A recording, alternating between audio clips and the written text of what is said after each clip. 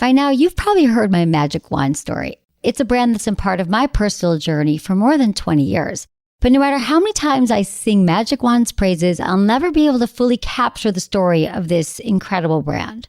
Well, now journalist and author Kate Sloan just completed a limited audio series documenting the history and impact that Magic Wand has created over the last 56 years. It's called Making Magic. And the series chronicles Magic Wand's incredible brand story through interviews with nearly 40 experts, performers, business owners, educators, and fans. So I got a sneak preview of this series, and what I loved is that Kate weaves together snippets from all their interviews into this amazing story arc. She covers Magic Wand's journey from appliance store massager to its legendary influence on culture and sexual independence, and it's all just fascinating. The first episodes of Making Magic are available now at makingmagicseries.com or on all popular podcast platforms. Just search for Making Magic or visit makingmagicseries.com today. Thanks for listening to Sex with Emily. On today's show, I'm taking your sex and relationship calls and answering your emails. Topics include how to recognize signs your relationship isn't moving at a healthy pace, effectively working through an affair so you can get your relationship and sex life back on track, looking past your own stories to really uncover the root of a sexual challenge, why you have to let your partner know right away if sex is causing you pain, and getting past jealousy of a partner and his or her relationship with their sex toys. All this and more. Thanks for listening. Look into his eyes. They're the eyes of a man obsessed by sex. Eyes that mock our sacred institutions. Bedroom eyes, they call them in a bygone day. Hey, Emily, you got a boyfriend? Because my man E here, he just got his heart broken. He thinks you're kind of cute. A girl's got to have her standards. Oh, my. Do women know about shrinkage? Isn't it common knowledge? What do you mean, like laundry? It shrinks? Can we not talk about sex so much? Are you kidding me? Oh my God, it feels so good. Being bad feels pretty good. But you know, Emily's not the kind of girl you just play with. You're listening to Sex with Emily. We're talking about sex, relationships, and everything in between. For more information, go to sexwithemily.com. Check out our blogs on the website. This week, How Do I Confidently Approach a Sexy Stranger is one of my favorites. We're updating it all the time. But if you've been feeling like you just don't have it in you to get your flirt on or meet anyone new, I hear this all the time, this blog has some really good tips to have you face those fears and get out there again with practice so it doesn't even feel like work. Sound like a good plan? And you can also join me on social media. As always, it's all at Sex with Emily on Instagram, Facebook, Snapchat, and Twitter. And I love when you follow me there. I love hearing from you, what you think of the shows. And I always post as soon as a new episode is live. And I'm sharing articles and things that I find interesting. So I will see you over there on social. Okay, we're going to get into some sex in the news. And then we have your calls and emails.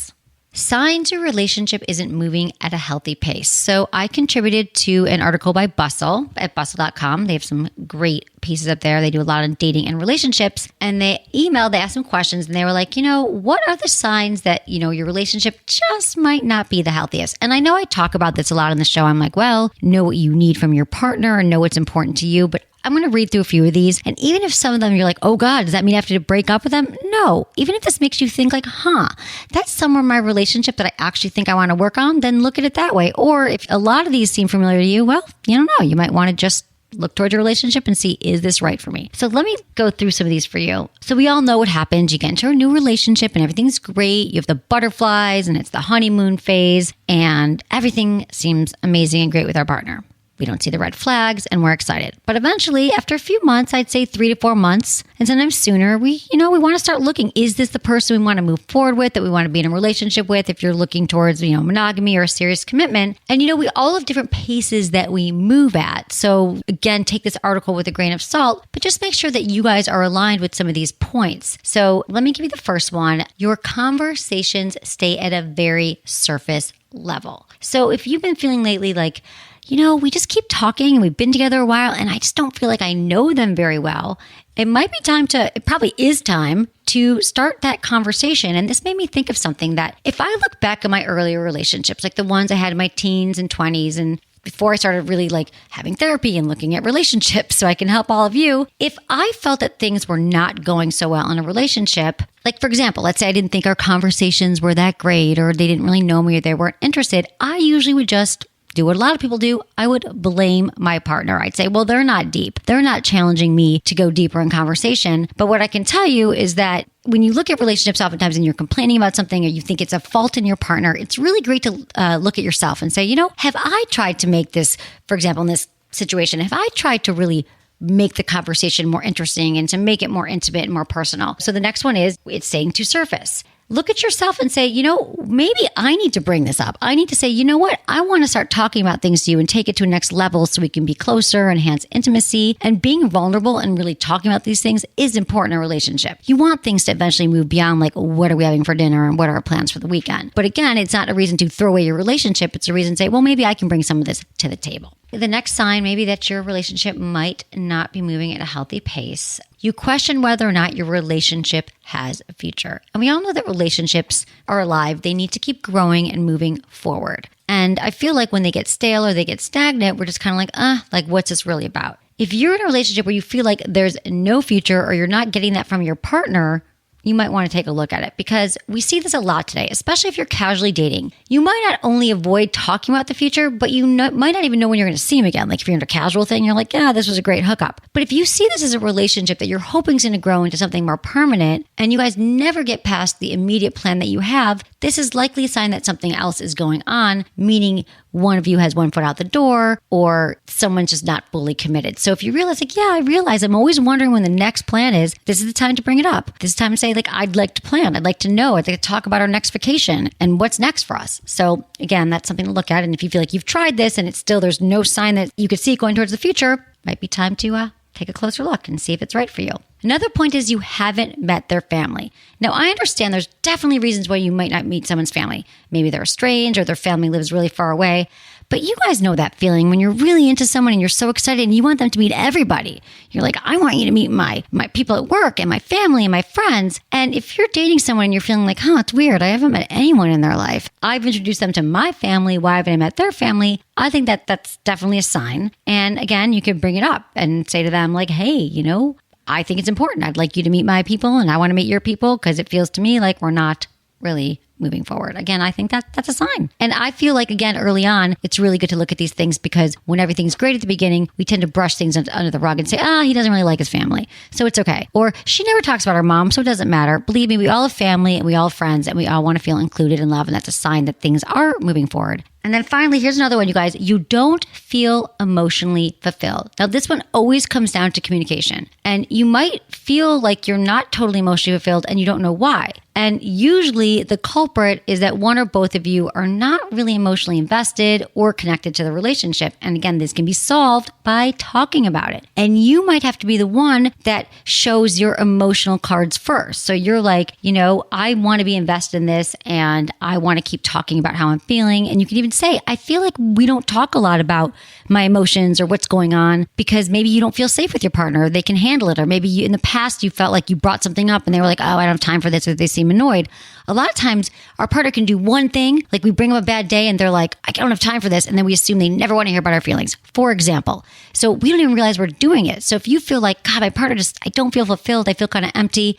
And there's like a triggering point that you remember. Again, you guys, this is all fair to talk about and bring into the relationship before you decide that it's not working for you. It's always great to check ourselves when we're in a relationship and if something's just not quite right. If any of these, and there's a few more points, you can check out the article. It's 9 signs your relationship isn't moving at a healthy pace, because I want you all to be in relationships that you feel really good about and make you feel like a better person and being with someone that improves your life and doesn't take away from your life. Okay, now we're on to your calls and your emails. And I love hearing from you and getting your questions. And you can always text them to Ask Emily, all one word, to 797979. You can also submit a question from the sexwithemily.com website via the Ask Emily tab. And as always, include information that helps me help you, your gender, your age, where you live, and how you listen to the show. And I can't wait to hear from you. We have Cody. He's 29 from South Dakota, and he's calling about getting past cheating and mismatched love languages in his relationship. Hey, Cody. Hello. Hello. So tell me what's going on with you. Okay, so I've been married with my wife for 5 years, and she's 23, and I'm 28, and with my job situation, I've taken over another ranch over the last 6 months, and we've kind of lost our touch, and she stepped out on me with one of our neighbor guys. When I say neighbor, he's 10 miles away, but he came over and I caught them in my house, and it was a very tough time in our life. And the first thing that I looked at myself and said, what did I do? What do I need to do to fix this? And so our sex life was great for about the first 5 weeks. It's kind of got our spark back. We got back to the roots and what brought us together, and we ignited that fire. Great. And so now we're at a stage to where it's like, that's starting to wear off again. And, I'm starting to think about things again. And, I love my wife. We have a little boy that's a year and a half, and I don't want to, with my situation, I'd never find anybody that's like her to stay here. I mean, she's my soulmate, and I don't know which way to turn to keep this going. And so I've listened to your podcast all the time, and thank you. I've gotten some toys and stuff and tried that out, and she's very inexperienced in that department, and I guess I'm looking for ways to how she can gain her confidence and talk to me about sex and talk to me about all that stuff, and get so she's comfortable with me in that department, because I feel like that's where we're lacking. Yeah, no, that makes sense. So there's a few things going on here. So first of all, you said that you took the blame on yourself. Like, what did you do wrong? And I understand that. A lot of us do that. You could either gotten really mad at her, or you blame yourself. Usually we pick either their side or we pick our side, right? Or we blame ourselves. So I feel like, there's two of you in the relationship. So I know she's young, and I know she doesn't have a lot of experience, but I think that this is, a great time for you guys to practice communication about everything. And you've been listening to the show, so you probably know a lot of what I'm going to say here around that. But you got to keep. So and I want to make sure though, because you automatically blamed yourself. Are you sure there still isn't some kind of resentment or fear that she might do it again, or that she's not being honest in other areas, or do you think you've truly moved past it? I don't think so at all, because she's completely committed herself to me, and what can I do? And she takes 100% blame, and she doesn't want, she says it was my fault, and it was a bad choice, and it was the worst choice, right? And and done everything, and like with our love languages and stuff, she's not a physical touch person, and I am, and that's what speaks to me. That's And when I feel love, I feel betrayed, and my pride's gone, and that's the worst thing for a man to do, to have your wife have sex with another man. And so now my pride's gone, and I feel like trying to get some of that back is through making that connection with her. And now she's I don't want her to feel like our relationship, the only thing that's going to fix it is sex. Right. That's where I'm torn. Well, so it's interesting you talk about I think the love languages are so helpful in a relationship. Do you know so there's the 5 love languages for people listening, but do you know what her love language is? Yeah, it's quality time and gifts. Okay. And then yours is physical. Mine is physical touch and acts of service. Okay. So how is she doing in the other areas, and how are you doing with quality time and gifts with her? She's really we've sat down our movie nights, and I've pushed back some of my ranch obligations, and where I would pick the ranch before something else between us, I have put that off and made that transition to prove that she is the most important thing in my life. Right. And okay. She's becoming more of a housewife and doing chores in the house and the laundry and this and that. So you guys are working on it, except for the sex. Yeah.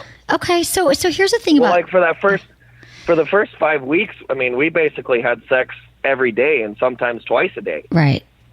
And I think that was a little scary too, because then for her it's an expectation. Right. And then it's not hot for her anymore, because she's like, oh, now he's going to want sex. That's like everything in life. So are there other ways that you can experience touch from her that isn't sex? So, massage, or just holding hands at night and watching TV, like would that, or cuddling on the couch, would that also give you that those kind of endorphins? Yeah. I mean, because you could let her know. I mean, I think that you got to tell her, like, I don't want the expectation that we're going to have sex every day. I want you to know that it's not just about that. So talking about it honestly and openly. Yeah. And you said you've been listening to the podcast for a long time. Does she listen to the podcast? Do you guys ever listen together? Yeah, there's been topics. There was one a few months ago about infidelity and sex addiction and all that stuff. I let her listen to that, and we listened to it together in the car. Right. And she's probably listened to a few of them, but then there again, I don't know if it's she feels uncomfortable listening to that kind of stuff with me, and right. I don't know. It's just, it's probably some intimidation. as soon as when she was 18, she grew up in a very sheltered life, and her parents are great. They were pretty wealthy, and she was very sheltered. And now she come out here to the ranch, and we kind of distance ourselves from the social life because sometimes people suck, and it's just being around other people. It's tough, right? And so being out here, it's just us. Right. No, that's a challenge. I can understand. She's young too. You're young. You guys are both you're growing up together. She's essentially 18 to 23. That's a big gap in life. You know what I'm saying? Those years you really grow up. So I feel like, this is your situation that you're in right now. And it sounds like you guys are talking about things and it's healthy. I feel like since you're her first partner, maybe, or one of her first partners, or she doesn't have a lot of experience, she might not even know what's possible with her sexuality. So that's why I asked if she listened. It might be useful if she listened to some shows about masturbation and touching herself and and fantasy and what makes her feel good, because it sounds like a lot of the sex might be around pleasing you and expectations, but really having her sort of kind of get into her own sexuality, which is something that a lot of women don't just take that on themselves until there's a problem or a challenge. But if we can kind of make it something that she's into and that she, it's kind of you're exploring together. And when you have sex, you said you're having great sex. Is she having orgasms? No, well, see, she's always said that's just, it's almost impossible for me because she just never figured out what gets her going. Thank you. I should have asked. Okay, so she needs some she's got time at home in between laundry and cooking. I know you bought her toys, but you leave, she might not use them. So she needs some more incentives because she doesn't even know what she's missing because she's never had an orgasm. So I think some time that you spend just pleasing her would do wonders. You've heard me say she comes first, right? Yeah. So I think we need her to, and I want this for her. I was the same way. I didn't have an I had to afigure out that what orgasms even were and figure out my own body. And so if she's not going to do it on her own, you got to put some time, with her. And that was after I got her that dual stimulation toy for Christmas, maybe a week later, we used it, and that was the first time she ever orgasmed. Great. And, it was just because I was using it for her. And a couple weeks later, she started to get uncomfortable, and I just wanted her to feel the way that I do. Mm-hmm. And so I set it all up. I did the candles in the bedroom or in the shower, and put some music on, put her in the shower, and I gave her a toy. And here, you figure out what works for you. Mm-hmm. Find out what works for you. And she kind of broke down, and it was probably my fault. It would put a bunch of pressure on her. And, that sounds like a lot of pressure. How about some time just you're with her? And I think she might need a clitoral. It sounds like you probably got her a dual stimulation, like a rabbit type toy. But I feel like she might need some clitoral toys, some lube. Lube is so important for women for masturbation and for men, but definitely women, when she's starting out, and just kind of massage her, help her find her clitoris and what makes her feel good if she's not going to do it on her own. Because that does sound like a lot of pressure. She wants to please you and be a good wife and a good partner. So I think we got to slow things down, rewind, and maybe there's a night of you just massaging her body all over and let her know that you don't need anything in return. Yeah. Can you do that? Yep. Let's start working on her. I've got so much great information on the site. I've got about masturbation. Everywhere. Podcasts. Find someone that are about the G-spot and female pleasure and help her out here. And then she'll know her body, and then you guys will be, working towards expanding your sex life together. Yeah. That's what you got to do, Cody. It's not about you. It's about her now, now. Great. Okay? Yep. Okay. Thanks, Cody. Thanks for calling. Thank you. Let me know how it goes. Bye. Yep. Have a good night. Bye. Bye.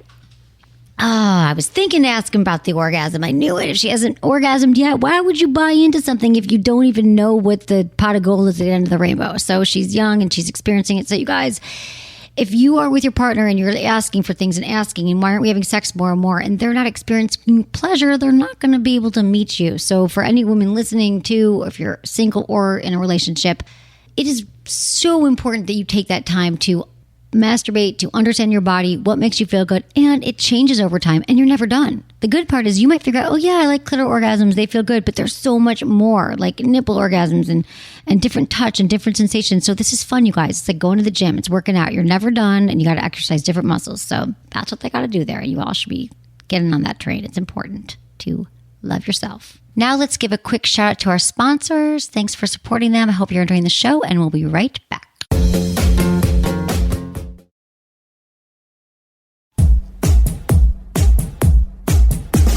have Natalie. She's 24 from New Jersey, and she says she's too young to have a low sex drive and wants some help. Hi, Natalie. Hi, Emily. Hi. Thanks for Hi, calling how are in. you? I'm so good. I'm happy to be talking to you. You are young. Tell me what is going on.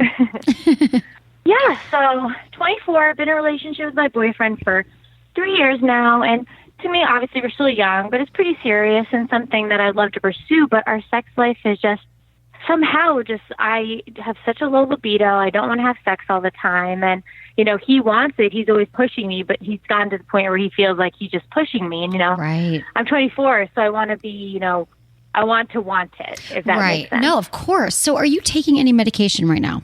I am not. One of my concerns maybe that I do currently have an IUD as my birth control, but I found that it kind of was also when I was on the pill and other forms as well, but I know that could probably maybe be a possibility. But that's the only thing, I think. Yeah, I mean, IUD and birth control pill, they could have an impact on your libido, but also, on your sex drive. But you guys have been together for 3 years. Do you guys live together? Yeah. Okay. So no, we do not. Okay, but you see him a lot. Do you see him? Okay. So I think do you enjoy sex when you have it? I do, but I think it's because that's such a low libido. I also, and I know as many women do, have a very difficult time orgasming. So, I think because I don't have them all the time as well, I don't have that drive to have sex. There's no incentive. It's kind of almost it's almost like now I feel like I'm not going to have one. So it's kind of like, oh. Right. No, I get it. So here's the thing about low libido and sex drive and all that stuff. There's a lot of different factors. I mean, it could be birth control pill. It could be or IUD. But here's the thing that for women, we don't get turned on the same way that men do, right? So arousal and desire is very, very different. So you might not be desiring, you're not thinking about it. Sex isn't top of mind. And then when you do think about it, you're like, it's going to be challenging. So that's all in your mind. And so what I'm going to give you some homework, because it's completely possible when I'm sure at the beginning you had it. So it's very common for people in long-term relationships to experience exactly what you're saying. So there's a lot of women who've been, there's studies that came out that women who were in long-term relationships and said they had low libido, the second they, broke up with their partner, they had a new partner and their sex drive came back. So it's because we miss that novelty and that newness and that excitement. So that's part of it. But I would say that for you, the big thing right here is for you to spend some time making sex a priority and putting it top of mind. So do you masturbate? I don't, but I've been trying to, it's a newer thing. I've been trying to get into it. I do have the WeVibe Touch. Awesome. And I found that I can use that, but only on top of my clothing. So it's been hard for me to integrate that into sex because it's a little too strong. Right. How about if you use it on a lower setting?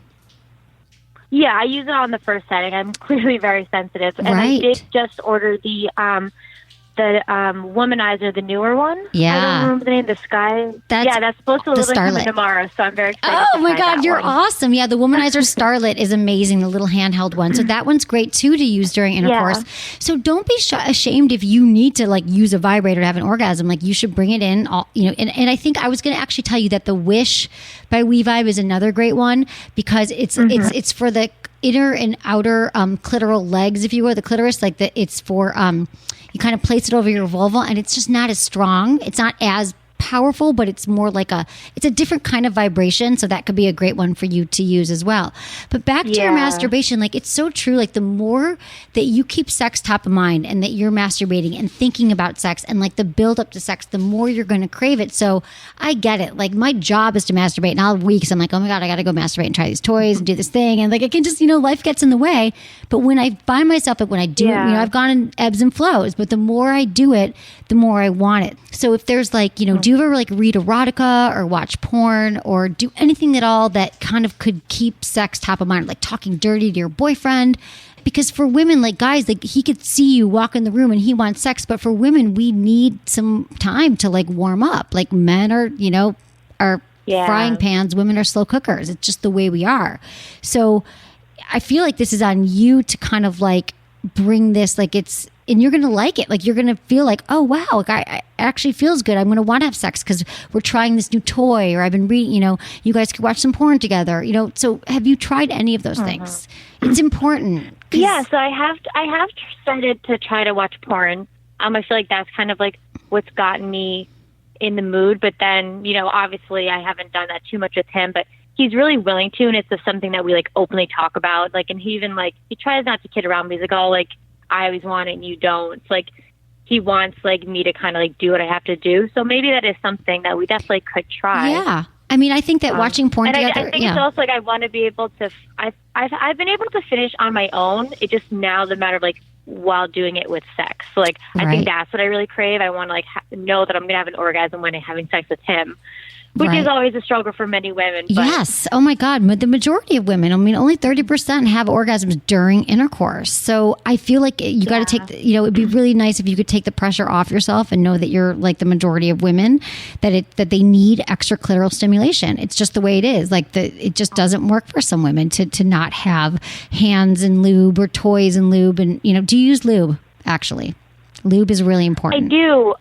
Okay. I do, but I'd love if you have like a good suggestion. Like the ones we have now is from like the drugstore. It's like a Trojan one. And we're running out. I need to actually invest in like something that I think would probably be better. I think you should get some of the Joe. We have this all on our website. The Joe lube. They make like a water-based lube that's really great. They make a hybrid. The water-based is best to use with toys. They have like the Joe Jelly water lube is great. So I would just try some. I would order like one of those. I think it's a lot. I think you'd like it a lot more. It's not as sticky as the ones that maybe you would get at the drugstore. And I feel like going back to my first point about the novelty and the newness, you guys have been together a long time. So bringing new things in together, like go to a local toy store and go shopping together, or try some like things that you see in porn. Like, I don't know if you're into like bondage, or if you were into 50 Shades and you want to be tied up, or you want him to take control more. I mean, I know but it's like, that stuff kind of works. Like that's the newness, the novelty, and the spontaneity. And now that you guys are in this dynamic where he's like, you don't want it. And now you're telling yourself, like you said to me 3 times, I have low libido. And I'm just going to say, I don't really think that's true. Like, I think that you actually don't, and we can work on it. Like all those things like of masturbating and thinking about it and sexting each other and like talking, like when I see you tonight, I'm so excited because I got this new toy, and then you guys throw it back and forth, and you take a shower and you start getting ready and you wear something that makes you feel sexy. These are all things that might sound cliche, but they totally work. Turning off your phone, setting the atmosphere, looking forward to sex, like it's again, I think that's really going to help you. So I don't believe that you're just in a long-term relationship. It's not that yet you have a low libido, I don't think. Yeah. Great. That's definitely good to hear, because I know sometimes women do. And since I am like only 24, I'm got nervous. I'm like, if it's like this now, then how could it be when I'm 40? Right. You know what I mean? Like I want to keep it as steamy and like try to do as much as I can now, obviously, because like this is when when you're young and you want to have all that like crazy fiery sex. Yeah. And I was like you. I got to tell you, when I was 24, I was the same way. Like I was in long-term relationships. I'm like, I'm bored. I'm moving on. I didn't even know about any of these things. So that's kind of why I've devoted my life to it. I was like, I don't want that to happen to anyone else. So, I mean, I didn't know any of this. I was like, oh, I'm bored. He's bad. I'm going to go find someone else. And then it was amazing for another year. And then I would break up with him and get another relationship. So it is true that like wherever you go, there you are. And for some women, they're like, I was never one of those women who was like, I'm horny all the time. And I'm still, to be honest, I'm not walking around like that. I'm not like, oh, I always want sex. It's like, I know for my makeup, like even though I'm surrounded by sex and thousands of sex toys, I have to think about it and make it a priority, which I have, it's become part of my life. So when I'm having sex, when I'm with partners, it's just the way I'm made up. So that might be you too. And there's nothing wrong with that. Just work with what you have and how your body is and how you enjoy sex. So I think that, I'm not gonna allow you to say that about yourself anymore, because I don't think it's true. I just think we haven't figured out how Natalie gets turned on and aroused. And that's your homework assignment. Great. Well, thank you so much. I'm definitely going to have to go back and see how I can really implement it and get going with all those things. But that was so helpful, and I really appreciate it. Oh, my God, of course. And you can even let him know. Like, I mean, you guys could try mutual masturbation when you get your new toy. Say, guess what? I have this new toy coming tomorrow night. Let's try it out together, or today, whenever it's coming. Like, you know what I mean? That's new. That's exciting. He's going to get excited that you're excited. You know what I mean? It's like the novelty. So try that out, Natalie. Yeah. Let me know how it goes. Yeah. Are there any certain toys that you'd suggest that are good, like that would be for both partners? I know there are some toys that like, I don't know if it's like cock rings or things that like are meant for like men and women together. Absolutely. There's 2. And again, We Vibes, just because I'm obsessed with We Vibes, is the Sync. So the Sync is their couples toy. That was like the first couples toy, and you actually wear it during intercourse. So that's one that hits your G-spot and your clitoris, and he can also put his penis inside you. These are all on our site. If you go to the Shop with Emily or click on the We Vibe banner. And then also, I love the Pivot. That's their new penis ring. And he wears that, and then it's a really good vibrator. The reason why I love the Pivot is because I actually use it on my own as a clitoral vibrator, because you can put your fingers inside of it and like hold it like a clitoral vibe, or you can use it during sex. And on the low setting, I don't think it would be too strong for you. Those are the two couple toys. And then again, if it doesn't work during sex, like if you're like the Pivot starts to work or you want to finish yourself, you can also use that as a clitoral vibe. So I would check out the Sync and the Pivot. Great. And have fun. Awesome. Do it with them. Like, Thank yeah. you Okay, so much, good. Emily. You're so welcome, Natalie. Have a great night. Thank you. Bye. Thanks, you too. Bye. I think it's interesting. This call, it really like got me thinking about how we label ourselves. Like, I don't want sex, or I'm not into them, or I'll never like porn. And I think that when you hear yourself making these blanket statements, they're not always true. So say, well, what if that wasn't true? What if there's something else I can do? So that's why I'm really glad that she called. And, we all get turned on very, very differently. And again, like your life work, so important to figure out your body, what makes you feel good. And it changes over time. It changes in relationships. It changes certain times a month. It changes with different partners. Keep your eye on the prize. Don't ever just say, I'm going to deal with that later with sex and put it in the back burner. It always has to be something that you keep front and center with masturbation and also talking to your partner about it. So I think Natalie's going to have a good time tonight. Okay, we've got Mick. He's 26 from Florida, and he expressed a fantasy to his partner. She had a negative reaction, and now it's given him a little bit of a sex hang up. Hi, Mick. Thanks for calling. Hi. Thank you for having me on. I appreciate it. We watch your show all the time. Listen to it, rather. Listen? Oh, that's so fun. I think it's so great. It's such a great tool for couples, because then they're like, oh, well, Emily says, or inspires you, I hope. So tell me what's going on with you. Tell me what happened. We're going to work this out. There's kind of a long story behind it. I wrote down some cliff notes, but I'm not sure if we'll have time to get through it. Basically, we come from a cultural background, like a religious and cultural background that sort of encourages sort of a submissive, wives being submissive to their husbands, and even husbands having multiple wives. And even though we weren't raised that way, the community around us was. Right. But we made a bargain when we first got together that she would go along with the sort of submissive role in the relationship if we just stayed totally monogamous, and I respected her in public and stuff, which we didn't see a lot around us. And I found out she was really into the submissive role as well as we moved on in the relationship. And things went well for 4 years. Like, we've been together a while. We used to have sex every day, anytime I asked. And basically what happened was I lost my job. Okay. And with it, I lost a lot of confidence. And it got to the point that the only way that I could get in the mood to have sex was if I sort of fantasized about her cheating on me with a more successful man. Mm-hmm. And when I brought that up to her, she was horrified. She gave me 2 reasons why she would never do it. She said that she was just uncomfortable with being with someone else in general, but also she thought it was a really unhealthy thing. She knew I was depressed, and she thought it was unhealthy for me to dwell on, and she didn't want to feed that depression. Okay. I got over that. I got a better job. My depression went away. I went to therapy and stuff like that. Great. And even though everything else in our relationship has improved, I can't get into the mood with her, get into that initiation stage without seeing that look on her face, that rejection, that horrified look on her face. And I can't get there. I get it. And it's been several months. Okay. Well, that's, first of all, Mick, you sound really healthy. Like, you sound like you guys have kind of negotiated a relationship that works for you. And that, when you say that you're dominant, do you mean like everywhere or just in the bedroom mostly?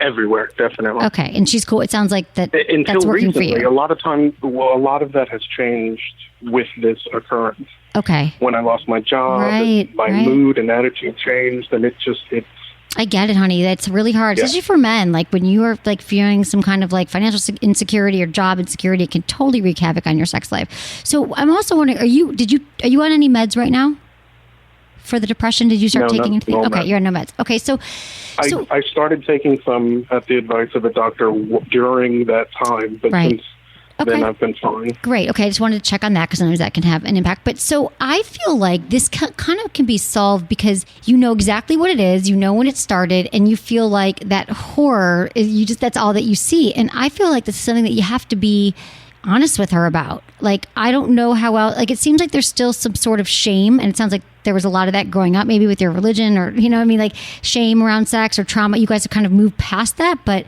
it doesn't even matter what the origins of it are, but having your wife look at you with a horrified look and shame is not really going to do a lot for your sex drive. And it's kind of got linked into sex in your brain. So you're like making this link that's really hard for you to get out of the loop.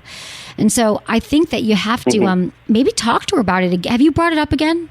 We've talked about it fairly regularly, but a lot of times it can seem she's very interested in getting intimate again, and a lot of times it can seem almost accusatory, and so I'm having trouble getting past that. Like, you know, she starts to feel, this is what she's expressed to me, she starts to feel like I'm not attracted to her anymore.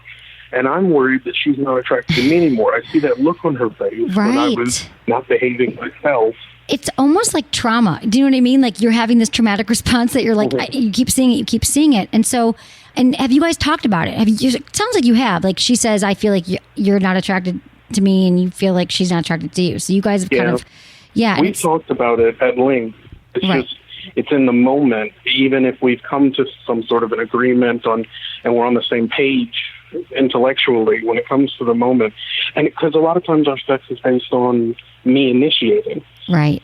We've had sex a couple times since then, but it was her initiating, which she's not happy to do. She wants right. And I understand that's not the paradigm that you set up. No, I understand, and so you just can't do it right now. So, I think that what happens if you just try it and you keep going, like even if it's uncomfortable, because I feel like you just have to rewire this. I feel like if you start doing it again, and even if you don't feel like it, and you just kind of get yourself to initiate that, maybe you could kind of clear this from your mind. But I also think that there might be something about that look that you're disappointing her, and that you're not showing up as a man, and you've kind of like using this like against you to kind of take your sex life down, and you're self-sabotaging. And so I'm wondering if there's anything that you need to hear from her, or the words that you need her to say to you that would make you feel better right now, or in the moment you guys could kind of truly, like in real time, work on this together. Like let her know, like, I want to initiate, I never want to let you down, so I keep seeing that look on your face. And she could say, babe, I get it, it was a fantasy, it's not happening. You know, I don't know what you need to hear from her, but it sounds like in real time, if you can work it through, that you'd have more success. Because this is just a minor blip in your sex life. You know, you're going to get past this, but this is mostly mental stuff. It's your mind's playing a trick on you. And I want you to release it. You said, you know, you think maybe I should just push through. I think, do you think it would be a bad idea to just kind of force it? Like I don't want to rush into it, but because of that, we've sort of been easing into it every time. Okay. And it just seems to build that tension every time. So it's like, you know, okay, we're going to have a date day, like on a Saturday, and we're going to spend all day leading up to it.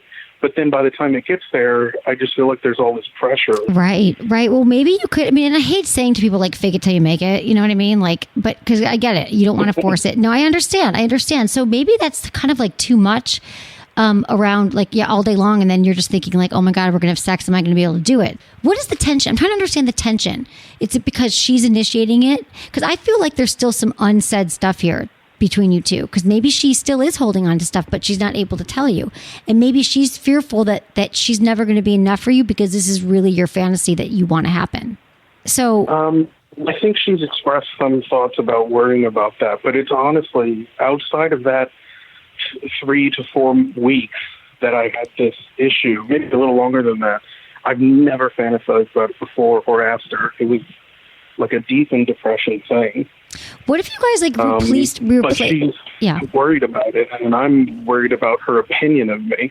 Right. But you know she loves you, and you know that she's with you. So it's like you guys are kind of at the standstill right now. Have you guys ever had like therapy, marital counseling? Because you could probably, it sounds like you've been going, she won't do it. What? She's reluctant to do it because that's a cultural thing. Right. No, I get going it. To therapy. I mean, about your marriage. Right. Oh, God, but everybody needs it. You guys have, they really, really do. So I feel like she's gone to therapy for herself, and I've gone to therapy for myself. But every relationship needs it. I'm sorry. I'm really negative about. I know, but I think it's going to help you guys get past this. Maybe there's like a sex therapist or a counselor where you guys live. So see, you guys are both like, I feel like there's a deeper level of this discussion you need to have where you're reassuring each other. And I would also say you could take sex off the table for a little bit. And like, what if you didn't initiate the same way that you were initiating before? So it sounds like you were aggressive and rough, but how about if you just started like giving her a massage or making out again? And it wasn't like this forceful, because sex changes over time, what you're into. So what if you kind of like have a new script in your mind that's something else that you guys could do together, like another way to initiate. If it's softer, you might go, sense. Yeah. So why don't you replace it with like kissing her, massaging her, or you're in control. She lies down and you give her a massage and you warm her up and you like her body, and then you'll be in the mood for sex. Or so that's one way to do it, to kind of create a new story around it, like a new way to have sex. Mm-hmm. And so I think that's just and then the more you do that, the easier it will become, because it sounds like you both really love each other and you want to please each other. It's just your minds are getting in the way. So maybe don't try it the same way. Can you do that? Yeah, I think so. Thank you. Yeah, you're welcome. No, I think that's what you would do. So try something else, a new story. And that actually will be really exciting for her too, because sex after a while is going to get a little stale and boring, and you got to try something new. So this is just what the doctor ordered. I ordered a little variety. Try something new together. Okay? All right. Okay, I'll Mick. do that. Yeah. Thank you. Okay, you're welcome. Bye, Mick. Have a great night. Thank you. Good luck. You got this. Love your show. Bye. Thank you. Bye, Mick.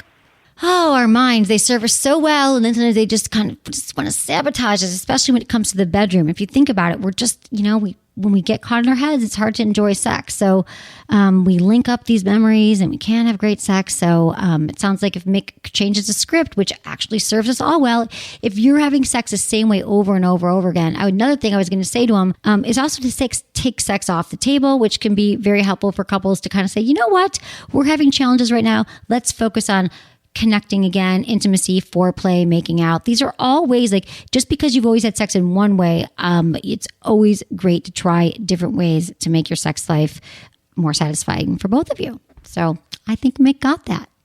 This is from A. She's 23 in Colorado. Hi, Emily. I experience pelvic pain and I want to communicate this to guys I'm sleeping with, as I still want to have sex, but I want to be open. I'm actually working with a physical therapist and I even use a dilator every evening, but the pain is still there. I haven't shared my condition because it's usually just a hookup and I don't want to be seen as a burden or annoying. I know that they wouldn't want to purposely cause me any pain, but I would feel very uncomfortable bringing it up, especially when it's only a one-time thing.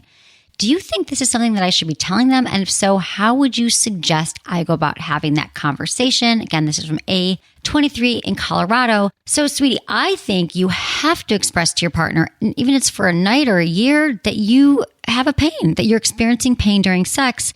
No matter what stage of the relationship you're in, you want to be with someone who gets it and doesn't feel like pain that they're experiencing a partner that they're being intimate and actually having sex with is a burden at all or annoying. But I'm also wondering, if you're experiencing this much pain, should you be having sex right now? I know that you're seeing a physical therapist, which is awesome.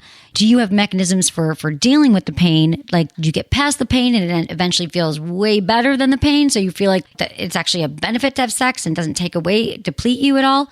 Yeah, I feel like this is something you definitely have to share. Now, if you found ways that you can get around it, like if you feel like, well, I need a lot more lube or I need more foreplay to get aroused, like most of us do who aren't even experiencing pain, that's something you should tell your partner as well. But I'm not sure, like if someone said to me, like, yeah, we can go and have sex, let's do it. I'm going to be in pain, but okay, just want you to know I'm in pain, but let's do it. I think that would be challenging. So if you have found a way to manage the pain, you can say, you know what, when we first start, I have some pain. Here's what's going on. I'm working on it, but I feel like, sweetie, you need to understand your own body and what feels right to you and how you want to express that to your partner. But I'm just concerned that you're having sex and kind of smiling through the pain, which I don't think is ever a good idea for anybody. And just remember, you guys, at some point in their lives, 80% of women experience pain during sex. And a lot of women just assume that's part of it. They're like, yeah, it's painful, but, I want to please my partner. Well, I don't think that's any way to be thinking about your sex life or your body. So if you are experiencing pain during sex, definitely talk to your doctor and get to the bottom of it.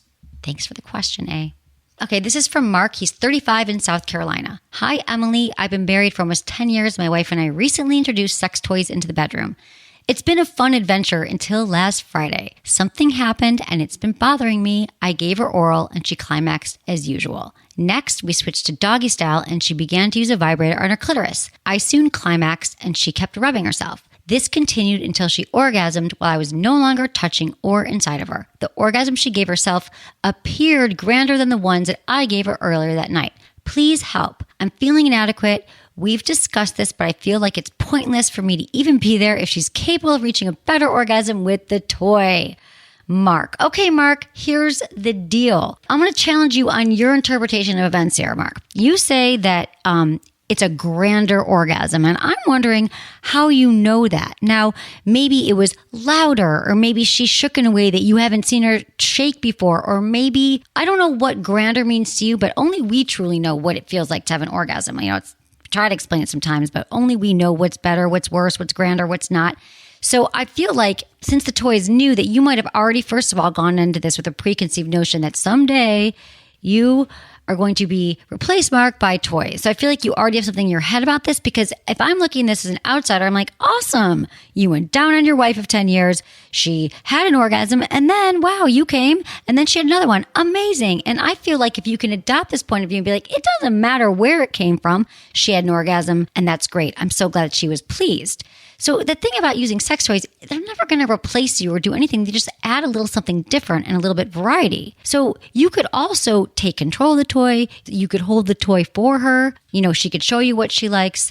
But I really don't feel like this is something that forget it. We shouldn't use toys, because, there's different kind of orgasms. But as far as I'm concerned, they're all equal. And this is your wife. And I think it's, if you could get your head out of the it's going to replace me thing, that you guys can continue to have really awesome sex together using toys together. Try a We Vibe toy, like the sink that you could wear during intercourse, or a penis ring. Maybe that would make you feel a little bit better if this is all new to you. But I'm telling you, I feel like your orgasm is just as grand as any other orgasm. Thank you, everyone, for listening, and thank you for subscribing to the show and reviewing us on iTunes or wherever you listen to the show. That totally helps us. We read the reviews. It helps the show. And just take a few seconds to do that, because I know you're already there listening. That would be so awesome. I appreciate it. And if you want to find all of our shows, you can go to sexwithemily.com/podcasts. And also tell your friends about the show. I love it. I love reading all your posts on Instagram and Twitter when you guys are referring friends. That feels awesome. And thanks to my amazing team, Ken, Jamie, our volunteers, Shannon and Jenny, producer Lark, and Michael. And let me know, was it good for you? Text Ask Emily to 797979.